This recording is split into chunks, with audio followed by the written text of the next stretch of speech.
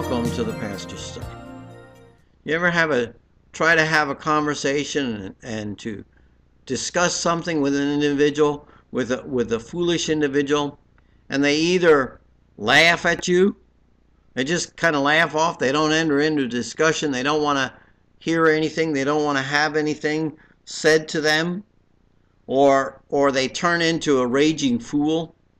They turn into somebody that just starts screaming and yelling and ranting and raving. Those are the two individuals Solomon tells us about in verse 9 of chapter 29. He tells us that the wise man, when he has that controversy with the foolish man, that person will either rage or he'll laugh. They'll either scream and yell or they'll just laugh in your face. Because either way, they're not going to listen. They're not going to make any changes because they think they know better. And Solomon in Scripture calls those individuals fools.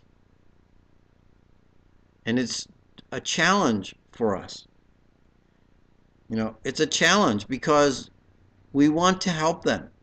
We want to better them. He goes on in verse 11. I'm going to skip over for one here. But he says in verse 11, the fool always loses his temper, but a wise man will hold that. Will hold it back. Will keep it and not fly off foolishly, ranting and raving, and screaming and yelling. He tells us that there are men given to bloodshed. Those individuals will hate the blameless. They just can't stand somebody who does the right thing. They can't stand people who do what's necessary and what's correct. They just want somebody's blood. But it's the upright, that individual who's concerned for someone's life. They'll do what they can to spare an individual, to help them, to rescue them. It's the wicked individual who says, well, if they die, they die. So it really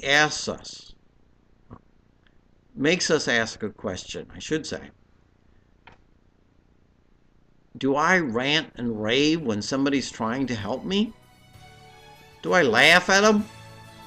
Or do I listen and seek to learn? Till next time in the Pastor's Study, goodbye, and may God